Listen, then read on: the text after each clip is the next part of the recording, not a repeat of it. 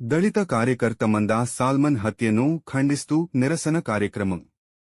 తూర్పుగోదావరి జిల్లా రాజమండ్రి గోకవరం బస్టాండ్ వద్ద డాక్టర్ అంబేద్కర్ గారి విగ్రహం వద్ద సిటిఎస్ సి విభాగం అధ్యక్షులు తిరగాటి దుర్గ ఆధ్వర్యంలో దళిత పార్టీ కార్యకర్త సాల్మన్ హత్యను నిరసిస్తూ పార్టీ శ్రేణులు నిరసన కార్యక్రమం చేపట్టారు. తొలుత డాక్టర్ అంబేద్కర్ విగ్రహానికి పూలమాలలు వేసి నివాళులు అర్పించిన అనంతరం సాల్మన్ హత్యకు నిరసిస్తూ అతని ఆత్మకు శాంతిని చేకూరాలని ప్రార్థించారు.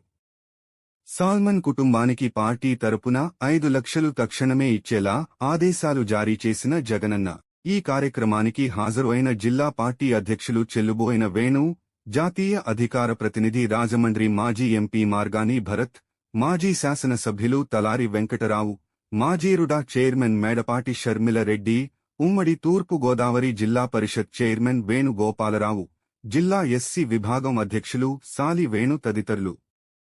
కూటమి ప్రభుత్వం ఆటవిక చర్యలకు ఒక దళిత కార్యకర్త సాల్మన్ బలి, పాశవికంగా హతమార్చిన టీడీపీ వర్గం. చనిపోయిన సాల్మన్ కుటుంబానికి తక్షణమే ప్రభుత్వం మానవతా దృక్పథంతో నష్టపరిహారం చెల్లించాలని వైఎస్సార్ పార్టీ తరపున కోరిన భరత్, సామాన్య ప్రజల శాంతి భద్రతలు కాపాడవలసిన ప్రభుత్వం ఇలాంటి దుశ్చర్యలను చూస్తూ నిమ్మకు నీరెత్తినట్టు వ్యవహరించడం ఘోరమని, తక్షణమే ఈ హత్యకు కారకులైన నేరస్తులను కఠినంగా శిక్షించాలని భరత్ కోరారు. రాష్ట్రంలో మద్యం ఏరులే పారుతుంది. ఇసుక మాఫియా, భూమాఫియా, హత్యలు, మానభంగాలు, బ్లేడ్ మరియు గంజాయి బ్యాచ్లు పెచ్చు మీరిపోతున్నాయని, సామాన్య ప్రజలు తమ ప్రాణాలకు భద్రత లేదని వాపోతున్నారని జగనన్న పార్టీ చూస్తూ ఊరుకోదని భరత్ తెలిపారు.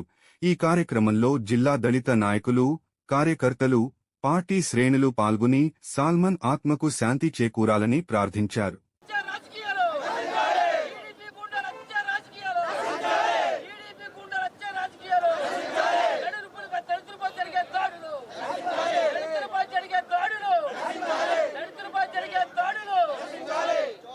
దాడులు జరుగుతూ ఉన్నాయో మనం చూస్తూ ఉన్నాము. సాక్షాత్తు గతంలో ముఖ్యమంత్రి చంద్రబాబు నాయుడు గారు ఎవరైనా ఎస్సీ కులాల్లో పుట్టాలని అనుకుంటారా అని అవహేళన చేసిన సందర్భం.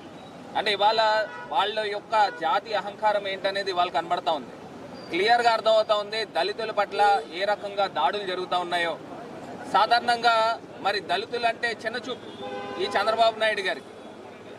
ఆయన కొడుకు రెడ్ బుక్ రాజ్యాంగం నడుపుతాను, 3 పేజీలే అయినాయి, ఇంకా చాలా పేజీలు ఉన్నాయి, ఇంకా ఓపెన్ చేస్తాను అని ఆయనే బాహాటంగా చెప్తా ఉన్నప్పుడు ఈ తెలుగుదేశం కార్యకర్తలు గోండాల్లా కాకపోతే ఇంకెలా ప్రవర్తిస్తారండి? నాయకుడే ఒక దారి చూపిస్తా ఉన్నాడు. మీరు రౌడీయిజం చేయండి, గోండాయిజం చేయండి, ఇంకా 3 పేజీలు అయినాయి, ఇంకా చాలా పేజీలు ఉన్నాయి, ఇంకా మీ పేర్లన్నీ బయటకు వస్తాయి అని చెప్తా ఉంటే కింద స్థాయిలో మరి అదే రీతిలో దాడులు చేస్తూ ఉన్నారు, హత్యలు చేస్తూ ఉన్నారు, మానభంగాలు చేస్తూ ఉన్నారు. మరి పాపం ఆ సాల్మన్ రాజ్ అనే వ్యక్తిని ఏ రకంగా రాడ్లతోనూ గాయపరిచి హాస్పిటల్లో పెట్టిన తర్వాత ఇప్పుడే మా ఎమ్మెల్యే వెంకటరావు గారు చెప్తా ఉన్నారు, చనిపోయిన వాడిపైన కేసులు కట్టిన సందర్భము ఈ రకంగా చేస్తూ ఉన్నారు, వాళ్ళ కుటుంబ సభ్యులపైన కేసులు కడతా ఉన్నారు అని అంటే ఇవాళ క్లియర్గా అర్థమవుతా ఉంది. అంబేద్కర్ గారు రాసిన రాజ్యాంగానికి ఏ రకమైన విలువ లేకుండా లోకేష్ రాసిన రెడ్ బుక్ రాజ్యాంగాన్ని ఆంధ్రప్రదేశ్లో నడుపుతా ఉన్నారు. దీన్ని పూర్తి స్థాయిగా ఖండిస్తూ ఉన్నాము. ఇప్పుడు బేషరత్తుగా ఈ ప్రభుత్వము ఆ యొక్క కుటుంబానికి క్షమాపణ చెప్పి ఎవరైతే బాధ్యులు ఉన్నారో ఇవన్నిటికి కూడా వీళ్ళు బాధ్యత వహించాలి. అదేవిధంగా నేను ఒకటే చెప్తా ఉన్నా, లోకేష్ ఏ రకంగా అయితే ఇష్టం వచ్చినట్టు రెడ్ బుక్ రాజ్యాంగం మాట్లాడుతూ ఉన్నాడో ముఖ్యమంత్రి చంద్రబాబు నాయుడు గారు ఈ లోకేష్ని మంత్రి పదవి నుంచి బర్తరఫ్ చేయాల్సిన అవసరం కూడా ఉంది అని ఈ సందర్భంగా డిమాండ్ చేస్తూ మరి ఆ కుటుంబానికి జగన్మోహన్ రెడ్డి గారు ఆల్రెడీ ఆ కుటుంబ సభ్యులతో మాట్లాడడం జరిగింది. మా ప్రగాఢ సానుభూతి తెలియపరుస్తూ ఉన్నాము. పూర్తి స్థాయిగా వైఎస్ఆర్ కాంగ్రెస్ పార్టీ దళితులకి, బడుగు బలహీన వర్గాలకి ఎప్పుడూ కూడా అండై నిలుస్తుందని ఈ సందర్భంగా తెలియపరుస్తున్నాం.